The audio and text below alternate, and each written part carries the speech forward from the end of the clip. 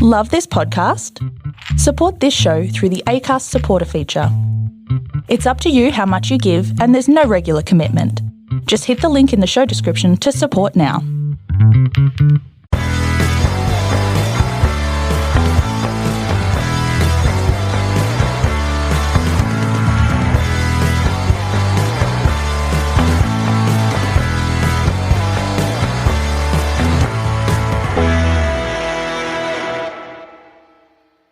Hi everyone and welcome to the Cognitive Recalibration Podcast. As always, I'm your host Shravan.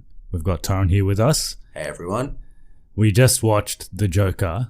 I think it's just called Joker, isn't it? Not The Joker. Nah, just Joker. Just yes. Joker. We're gonna talk about it in this episode. What a movie. Anyway, we've got a lot to talk about about that, but I've got Who Am I as usual, and we'll jump into the review. I want to jump into the movie as soon as we can. So this is a DC related. Wonder who it is. Yeah, it's a DC related character, and he's pretty crazy as well. I was the head of my own international company and amassed a large personal fortune in addition to my family's wealth. When I was 25, my parents died in a boating accident, sending me into a deep depression. I turned to gambling, losing money in competitions around the world. One night, I ended up in Gotham City Casino, where I gambled everything I owned and ended up losing it all to the Penguin. Afterwards, I saw that my life was empty, driven by desire, and that there was no point to my existence. While I was attempting to commit suicide by jumping from Gotham Bridge, a homeless man tried to assault me with his knife after I refused to give him money. Instinctively grabbing the knife, I saw in the man's eyes that life is meaningless, there is nothing nor anyone that matters. Then I proceeded to stab the man to death as a gift for saving my life. From then on, I dedicated myself to liberating others from their pointless existence. I often refer to my victims as zombies. I usually prey on young women, but have no qualms over whom I murder. I slit victims' throats and leave them in lifelike poses, adding a tally mark to my own body each time I do a murder. I have been diagnosed as insane, and I am regularly incarcerated in Arkham Asylum, courtesy of the Batman, but I break out occasionally to carry on killing. I am 5 feet 8 inches tall and weigh 68 kilograms. Who am I?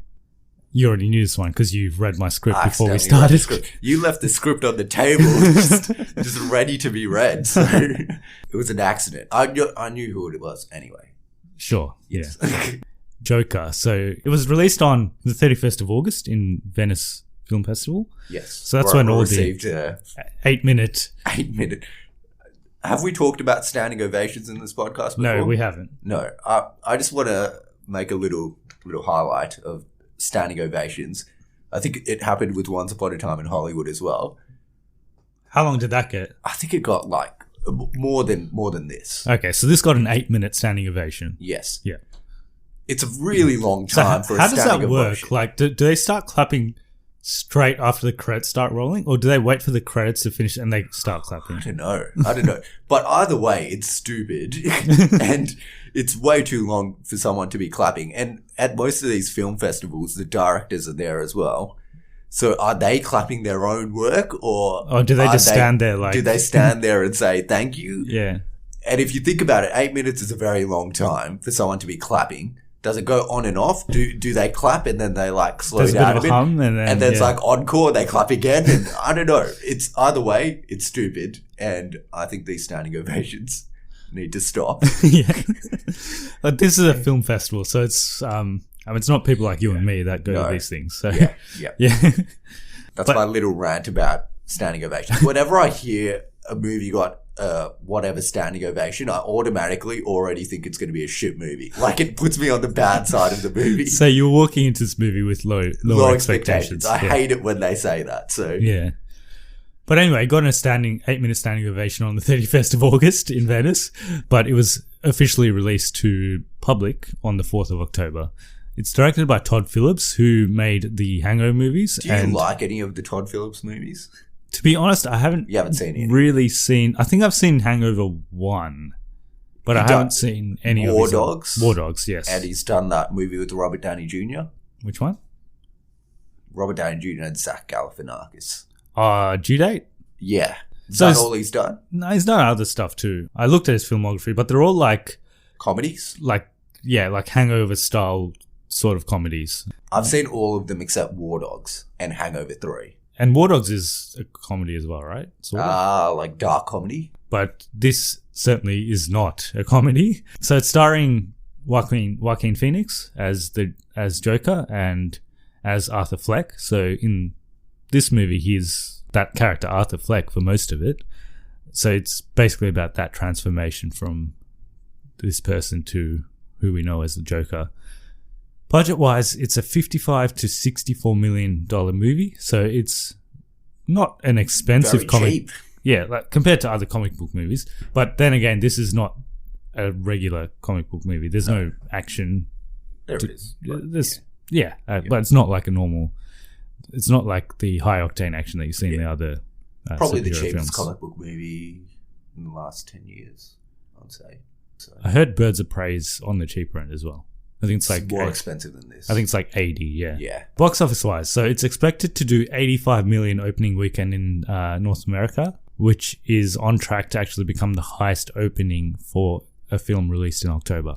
So that's that for this movie, because this is not, we've seen it, so we can say it now that it's not for everyone.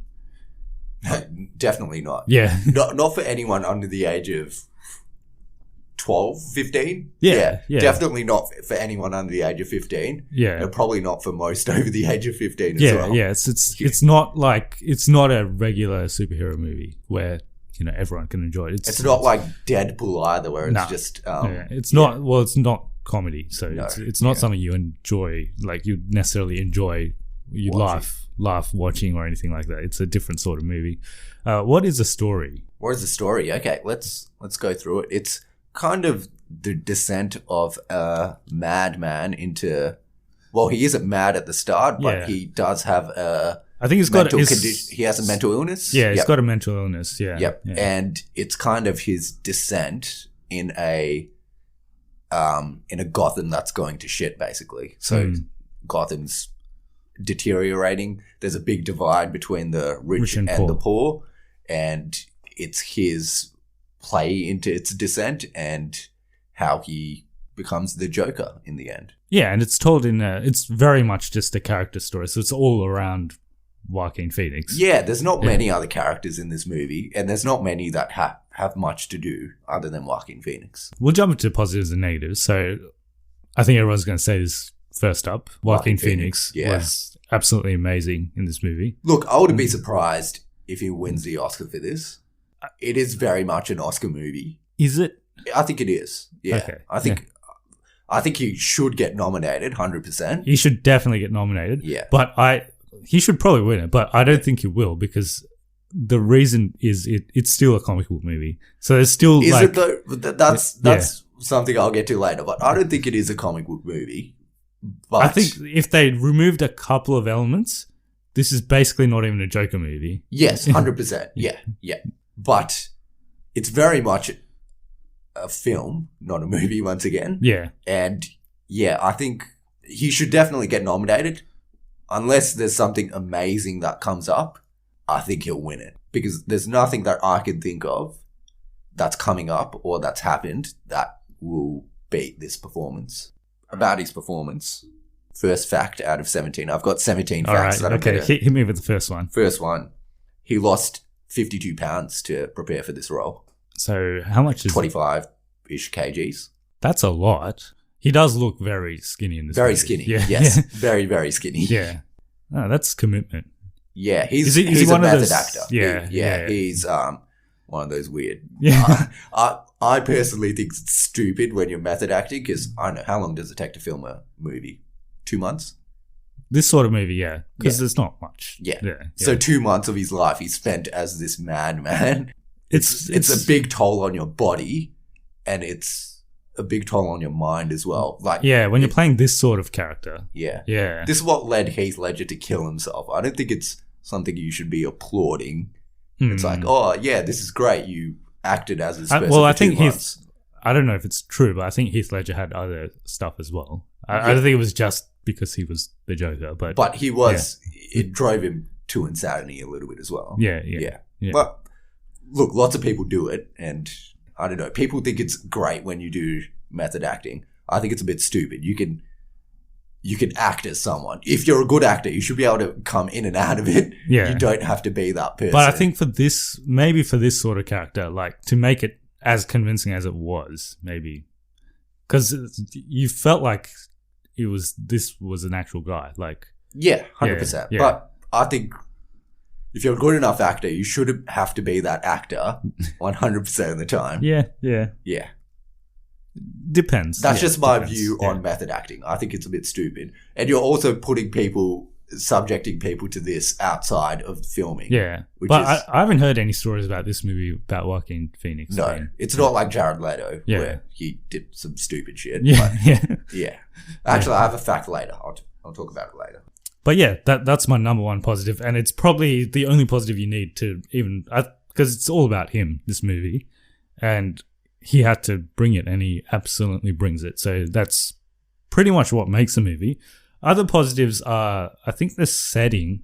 It's like this really shitty Gotham. Like it's worse than Batman Begins Gotham. Yeah, which is like pretty shitty. This is like, it's not a place you want to live. Like in Batman Begins Gotham, you're like, yeah, I wouldn't mind living here. In this one, you're like, I definitely don't want to live here. There's definitely a big divide between the rich and the poor. You don't really see much of the rich at all. Like you see a little bit of it. A little bit, but a lot of it is just, like this downtrodden streets. There's graffiti everywhere. Literally, like they go to a school and there's graffiti. There's in a hospital, there's graffiti. Living conditions are crap. It's crap. Like he lives in this really old and messy apartment, and life is just not very good. Other than that, I thought the other cast members, the supporting cast, they're not really in it. You got Zazie Beetz, who's in it a little bit, and Robert De Niro, who's in it a little bit, and the guy who plays Thomas Wayne, who I've seen before, but I don't know who he is. Can't remember. Out of all of them, I thought Robert De Niro was good. He doesn't have much play. I think he's got 3 or 4 scenes in the movie, maybe a little bit more, but in this, because they kind of paint this world to be like almost everyone's like a horrible person. Almost everyone that Arthur meets is just a horrible person. But Robert De Niro seems like he's a nice guy up to a point. Yeah, like he runs. So he's a talk show host, and he's like Jimmy Fallon, a bit of comedy. He says a couple of things that I guess they weren't that nice, but like he was still like, I think he was saying it overall. As a joke. He didn't seem like a terrible person like some of the other people that he meets. But yeah, in general, everyone's just really bad. But look, no one really gets much play in this movie other than Joaquin Phoenix.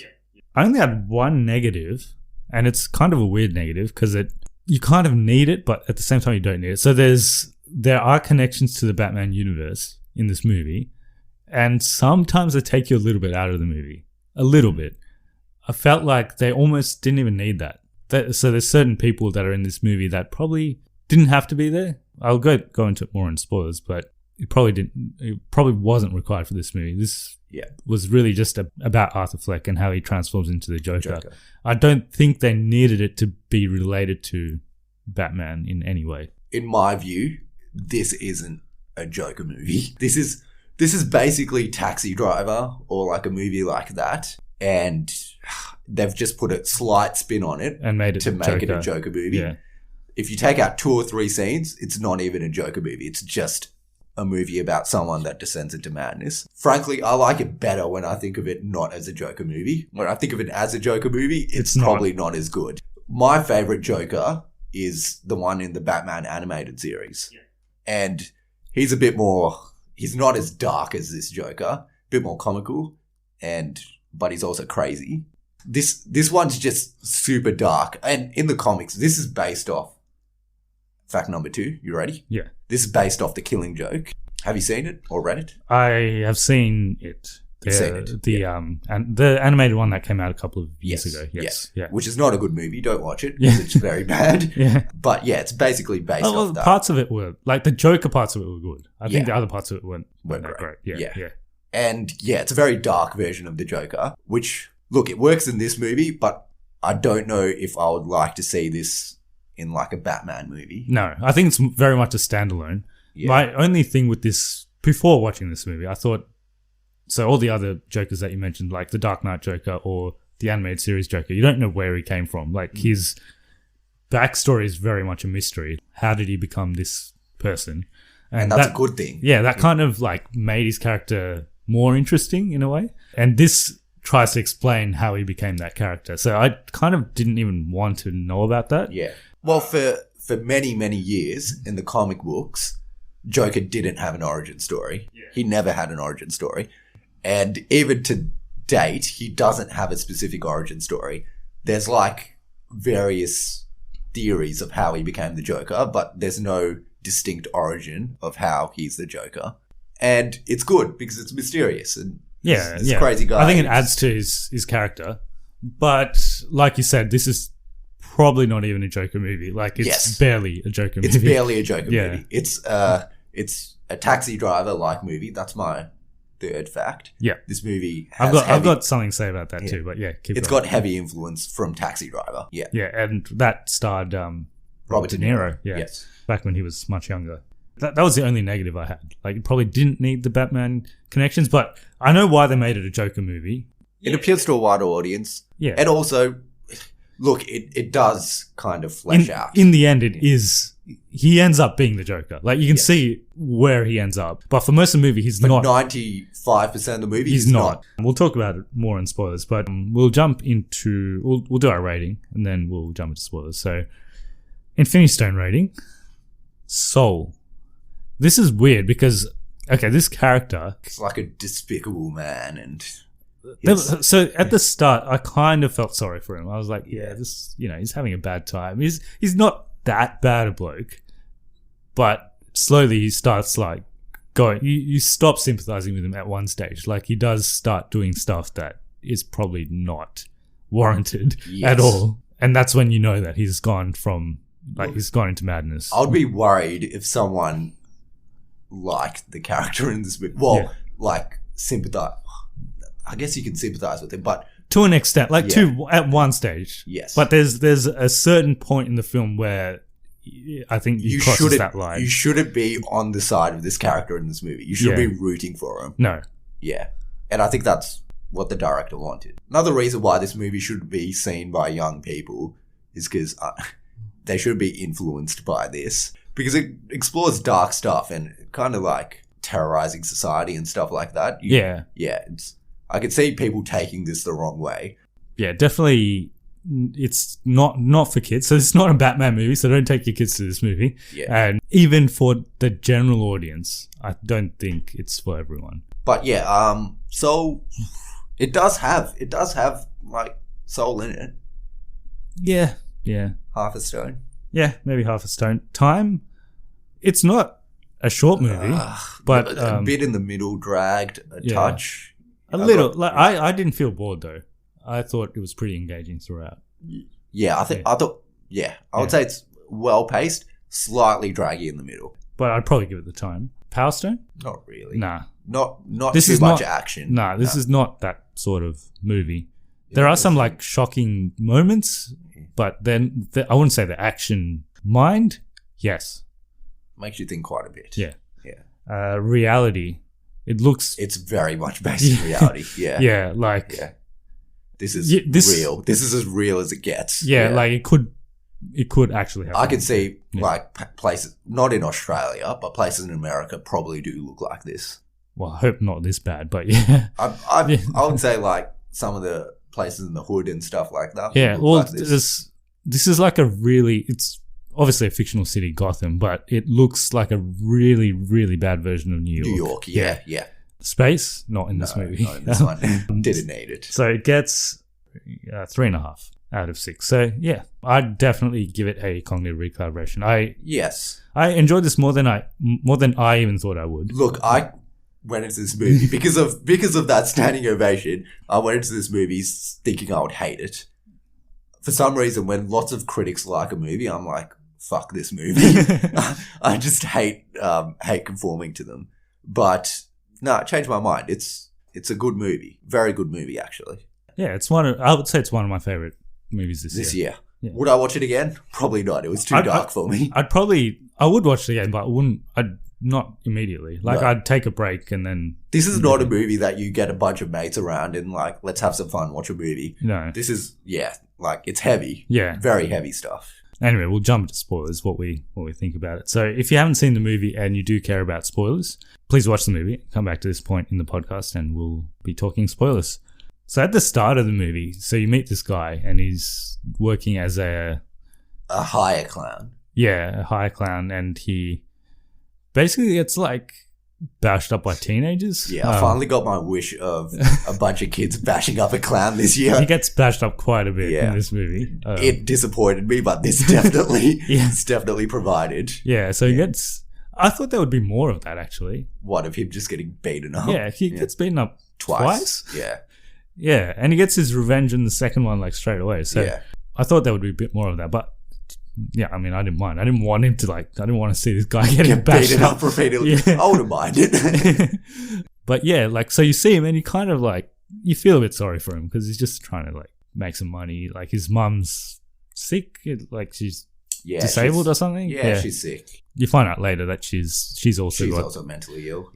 got other issues as well. And they watch this show together, which is hosted by Robert De Niro. So this is where I wanted to get into my theories. So if you go back to the Dark Knight Joker, you know that he's not a very reliable narrator. I agree with the theory that you're probably going to present. Yeah. That he visions himself in the show. Yeah, so that's all a vision. I think that's pretty obvious that that's a vision. Yeah. But there are people that are saying that this whole movie is a vision. So, you know, at the end where he's talking to the person in Arkham, I think? Yeah. Oh, you think that the whole thing was a vision and... Yeah. Yeah. Very possible. So, like, he's just made up this whole story. Yes, yeah. Which kind of fits into the Joker, like, being mysterious, like, no one knows where he's come from. This is just one of the things that he's come up with, but it could, you know, that's probably, it might not even be true. Like, Yeah. I think that's very possible because in the end, he ends up talking to the same person that he was talking to at the start of the movie. Like, he's got a psychologist that he talks to, I guess. Yeah. And it's the same psychologist at the end and the start, which doesn't really make sense. Is it the same? I thought it was a different actor. No, it's the same. I thought it was different. But anyway, like, he's talking to a psychologist both at the start and at the end. That's one theory. So one theory is that the whole movie is a story. But then there's definitely every happy part of the movie that the character has different parts where he's happy, I guess. Yeah.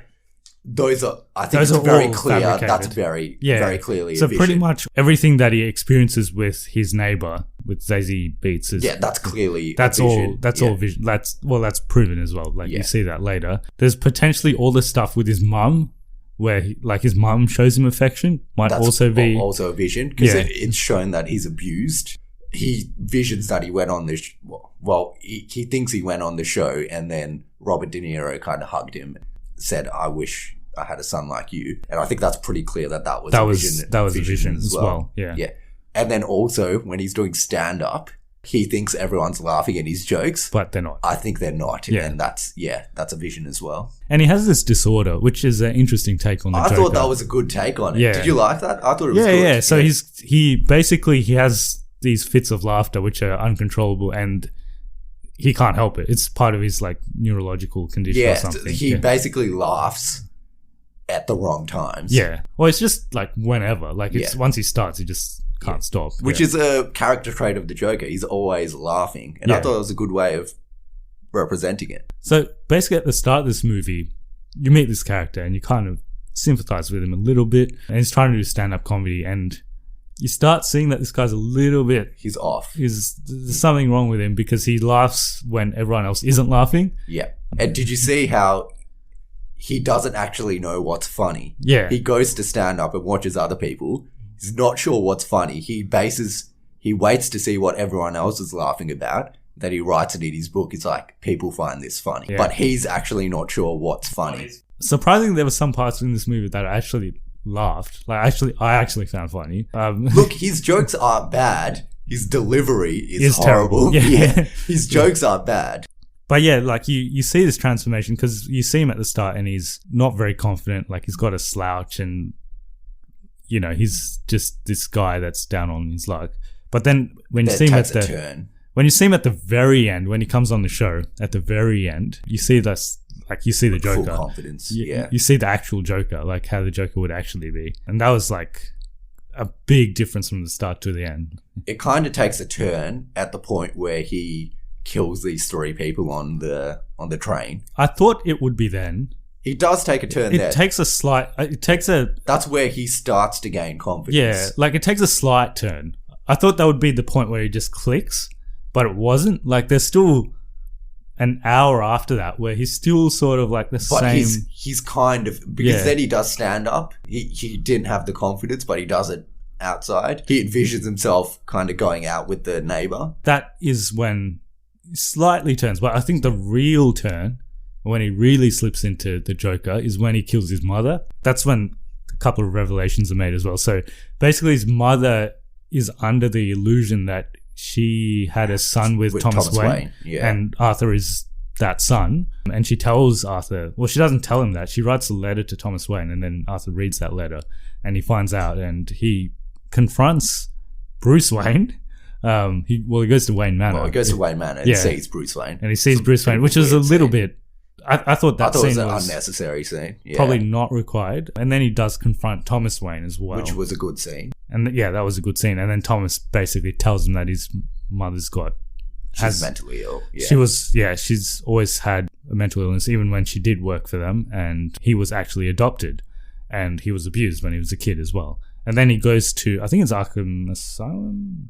Yes. Yeah, he goes to Arkham It's called Arkham Hospital. So he goes there and he finds the records on his mother, and it in fact happens to be true that he was adopted, he was abused, and she is delusional. Yeah. So that's when he really clicks, because he finds out that his whole life has been basically, he's been lied to his whole life. Any affection that has been shown is all fake. So he's really not had any attention or affection in his life. So that's when he clicks. Like he kills his mother, and then he kills... Do you reckon he kills Zazie Beetz? It's not shown. I think he might. I'm not sure what happened in that scene. Probably does. Because you never see her again. You never see her again. Think she's probably dead. And then that's when he starts becoming the Joker. Like he starts dressing like the Joker as well. And they use this one thing that I noticed. Like the whole movie is very dark and grim and gritty. Like the lighting's very dark, like most DC films. Even more than most DC films. But there are parts where they use the sun. Like most of the time it's in the night or it's like overcast. But there are parts when there's like bright sunlight. So one part is when he kills his mother and he looks out the window and there's bright sunlight. Yeah. There's another part at the very end when he's in Arkham Asylum and there's like bright sunlight. So I think that's like where he sees himself, or where he feels like himself. I think it's meant to symbolize when he's actually happy, when he's heartfully happy. And it only happens like a couple of times in the movie. So mostly when he's killing people. Yeah, mostly when. But yeah, I thought it was really creepy. Oh, definitely. Even from the start, he's creepy at the start, but he seems like he's harmless at the start. He doesn't seem like he'd hurt you or anything. But then he kills those 3 guys, and then you slowly, like, you wouldn't want to mess with this guy. And then by the end, you're like, I don't want to even be near this guy. Yeah. Very creepy. Taxi Driver. So you mentioned that before. There's another interpretation of the end of this film. So in Taxi Driver, what happens at the end is he basically, similar to this, so he declines into like this rage and he like kills, he goes on a killing spree. Yeah. And then what happens is the interpretation is he dies in that like killing spree. That's what happens in the movie. But then he wakes up and he's like driving, or like it was all a dream. The next scene he's like driving. So one interpretation of Taxi Driver is that he actually did die, and his last thing that he sees is him driving on the road as a taxi driver. Or that it was all just like his fantasy. Yeah, one of those. If you apply that same, because this is, I think Todd Phillips said that this is inspired by 100% inspired by Taxi Driver. Yeah. So this movie, what happens is he gets hit by an ambulance or something at the end. You think he dies at that point? He potentially dies, and everything that happens after that is just his fantasy. Which could also be true, because what happens is after people that, hail him like a hero. And which he never had in his life. Yeah. And that could potentially not have really happened. So there's a lot of different interpretations of what happened in this movie. And that's why it gets the Mind Stone. The other thing I found interesting was, Again, I didn't really like the Batman connections in this movie. They probably weren't required. But how he causes the death of... Yeah, so he causes the death But of... he doesn't directly kill Thomas Wayne and That's Martha. right. We don't need to see that scene again. I hope they don't do that scene in the Robert Pattinson. They won't. They shouldn't. They won't. This is the last time I want to see that in like the next 10 years. How many times have we seen them die? So Batman Begins, we see them. Batman Forever? Not Batman Forever. Batman 89, isn't it? Yeah, but 89. Yeah. I thought you see it in one of the later ones. It's not Batman and Robin. I think it's Forever. Again. Where like he plays it again in his mind or something. And then Batman v Superman. Yeah, Batman v Superman. Yeah. You probably see it at some stage in the animated series, but yeah, you do at some stage. So we've seen it too many times, and it's always the same. Yeah, it's probably worse than seeing Uncle Ben die at this point. Like, this is worse. Yeah, give him a break. Come on. It's always the pearls as well. Yeah, always the pearls. Yeah, it's always the same. So I thought that was a bit unnecessary, but it's interesting that his Joker's origin is in this so closely linked. Yeah, to in this Batman's. version anyway, is closely linked to the Batman. But saying that again, Joker, how old's Joaquin Phoenix? Like 50? 40, 50? Yeah. Imagine, and Bruce Wayne's like 10 in this movie. Imagine like even if he becomes Batman when he's 20, which is younger than he normally does it. Be 70, imagine 60, 70. Yeah. A 60, 70-year-old Joker going up against Batman. Yeah. But I think Joker is meant to be older. I don't know how much older. You reckon 70 years old? As in, he's definitely older than Batman. By, so by like I would say 10, 15 years, I would think. say Batman would be 20 and Joker would be 35, 40. I mean, you can't really tell his age. Yeah. But he is older, for sure. I wouldn't be surprised if he's in his 50s. But I think the origin of this Joker wouldn't work well with Batman. No. Yeah. Anything else? Did you want to hit me with any more? Hit you with some more facts? Yeah. All right. Let me. Also, very, very much influenced by this. Actually, the whole Joker character was influenced by this silent movie called The Man Who Laughs, and it's about this crazy clown, basically. And the laugh in that movie is very similar to how he laughs in this one. And there's actually 3 distinct laughs that he has in this movie. Yeah. So he's got the laugh, where he coughs. The neurological disorder. He's got the laugh when he's trying to fit in with people. And he's got his actual laugh. The Joker laugh. The Joker laugh, yeah. So the one where he's trying to fit in with people, is that the one where he's... in the comedy club where he's laughing? It's like a little cackle. Yeah, yes. But when he actually finds something funny, he laughs differently. Robert De Niro and Joaquin Phoenix didn't get along during this movie. Oh, really? Yeah, in real life. They didn't talk to each other. Oh, that's interesting. Yeah. But apparently Robert De Niro is Joaquin Phoenix's favourite English actor. English actor? Yeah. Okay. So he has... I guess he's got a favourite non-English actor. Okay, yeah. Yeah. That's interesting. So he's his favourite actor, but he doesn't get along with him. He was method. So apparently Robert De Niro wanted to do table reads before the scene, but Joaquin Phoenix just wanted to go into the scene. Another thing in this movie, did you like the music in this movie? Yes. Yes. So all the music was written before they started filming, and the music director did it based off the script, and then they used to play the music while they were acting. Did all that dance stuff he does. So that's to that music. Yeah, he just improvised it. That was creepy as well. Very creepy. Yeah. The movie ends with he says that dialogue where he's like, his life isn't a tragedy, it's a comedy, and I guess it sort of applies when he turns into the Joker, because he no longer sees, like, everything's just funny for him. I really like this line in the movie where the best scene for me was when he's on the talk show as the Joker. I really like that part. The best line is when he's like, I'm tired of not laughing at what does he say? He's like, I killed the 3 people and I'm tired of not finding it funny because it's hilarious. Yeah. So you find out like how crazy he is. Yeah. He finds it really funny that he killed these 3 people in cold blood, and he's tired of like hiding the fact that he did it. Yeah. Yeah. That's right. Yeah. And he says a joke before he goes into that rant when everyone's like, that's not funny, and he's just laughing at his own joke. Yeah. Which was very Joker-like. That was where he felt the most like Joker. Yeah, that's right. Yeah. And that was kind of almost Batman animated series Joker. Yeah. I think this is the closest, because the Heath Ledger Joker's No. very different. Yeah. And Jack Nicholson, Nah, too cartoony. yeah, Like, it's Batman animated Joker is cartoony. Jack Nicholson's too far on the other end. yeah, This is on the more darker side. yeah, The animated one sits in the middle. yeah. I think Heath Ledger's probably It's too far. Like, if you go right as in dark, left as in too comical, Heath Ledger's is far right. This is probably closer to being comical towards the end. well.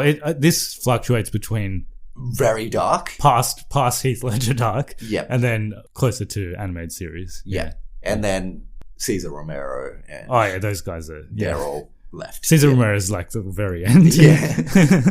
I still think that Mark Hamill's Joker's the best Joker. And I hope in Robert Pattinson's Batman they go more that route. I don't know if Joker's going to be in that movie. No, I think he will be. From what they've said, they're adapting the Who are they Long going to? Halloween. Who are they going to get? I don't know. But his Joker is in the Long Halloween, I'm pretty sure. So Penguin's in it, I think. All the Batman villains are in it. Okay. So all the main rogues galleries in it. So Riddler, Penguin, Joker, Catwoman, Poison Ivy. Yep. Anyone else? They're all in it. It's like a murder mystery. So someone murders someone. Okay. Mr. Freeze. Think he is? Yeah. Yeah, so someone murders someone and Batman's trying to figure out who did it. So he Okay. kind of visits all the main Batman villains. Well, I hope they do more of a detective style for that one. And I don't want it to be as dark as this, but I I, want don't want it it to to be- be super comical either. No, I want it to be like the Batman animated series. Yeah, if it's like that would be perfect. Yeah, because Yeah. Dark Knight it was a bit too realistic. Like, it Too was, dark. It's not. Yeah. It's too realistic. Yeah. Yeah, you got to have the elements where Batman is like this person that can't exist. like, you get that in the later Dark Knight movies, but yeah. I want to be detective-y. He's got all these gadgets. He needs to be more of a detective than a superhero. Yeah. Like, that's what he is. He's meant to be the world's best detective. So, the smartest man in the world. yeah. So we need to see more of that. Which I don't think the reason why I don't want to see more of this Joker is because I don't want to see that Batman again. The Batman in this would be very close to Dark Knight Batman It won't be the same Joker, but they could still use Joaquin Phoenix in in Robert Pattinson's. confuse too many people. It would, yeah. Yeah. But I don't think everyone's going to watch this movie, so I don't know if it matters, but I think he'd still be a really good Joker. He's a great Joker. Yeah. Live action, I think I'll probably like him better than Heath Ledger. Oh, that's tough. Yeah.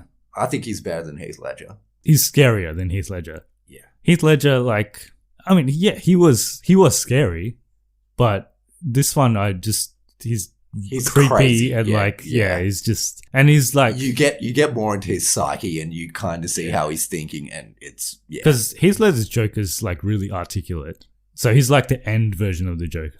Yeah. But this you see like how he's transformed and where he's come from. So it's Yeah. even more scarier, I guess. It's tough to say. Heath Ledger never does anything as cold-blooded as the This Joker in one. this movie. Yeah, Like yeah. when he shoots Robert De Niro at the end, it's just so cold-blooded.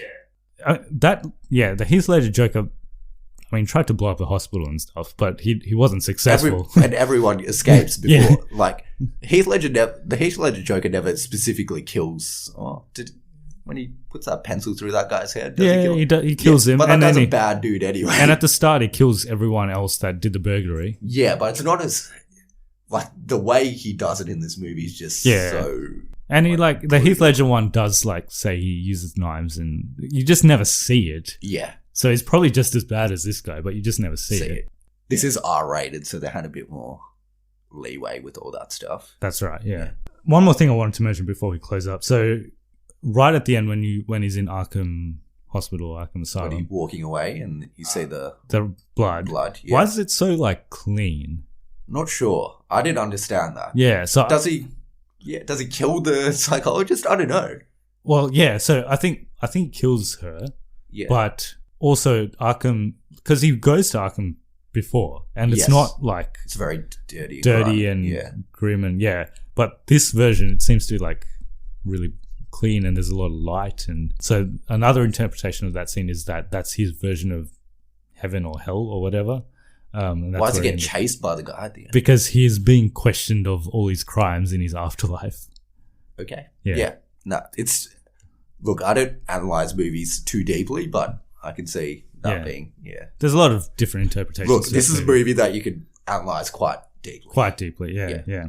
But yeah, Joaquin Phoenix was really good, and I hope he gets some recognition. I think he'll definitely win some awards, but I don't know if Yes. he'll win an Oscar. But saying that, I never want to see this Joker again. Yeah. Like, that's it. Just make it a standalone. That's it. Yeah. Don't give us a Joker 2. Don't give us a Batman from this universe. Give us a more comical Batman, please. I hope the Robin Pattinson one's good. I think he'll be good. He's a good actor. Yes. Well, I just don't want them to go too dark again. Yeah. Batman's a dark character, but you can play it a little lighter than they have been. Yeah. They've gone to the far right spectrum. Bring it a bit more closer Yeah, to I think they've done almost everything. except a comic accurate one. Yeah, so they've done a very, very comical one in Adam West. Yeah. And which then is too comical. George Clooney. I guess Val Kilmer Batman 89 is probably closer to the right side. is probably closer to the comic Batman. But, I mean, Batman's also meant to be like a big buff sort of dude. Yeah. So Michael Keaton wasn't exactly that. I don't know if Robin Pattinson will be that either, but Oh, he could be. He doesn't have to be massive. anyone Yeah. can become buff these days. It doesn't have to be like Ben Affleck. I hope that's good. When's that coming out? Haven't started shooting yet, so it's probably not out for a while. Still cast. So he'll be like 36 or something. Is that how old he is? So I guess he'll be closer to Christian Bale's age when he does it.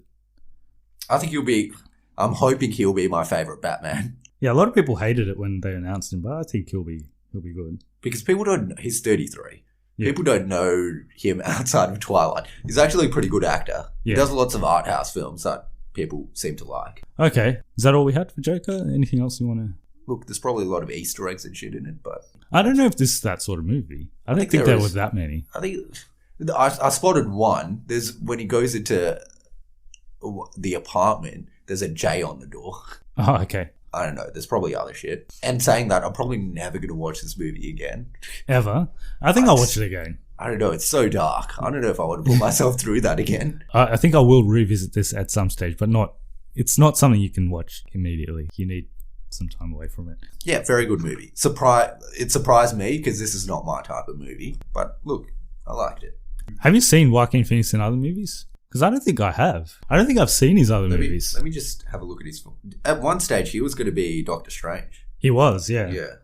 But he wanted to do a one-off. He didn't want it to be in the cinematic universe. I've seen Gladiator.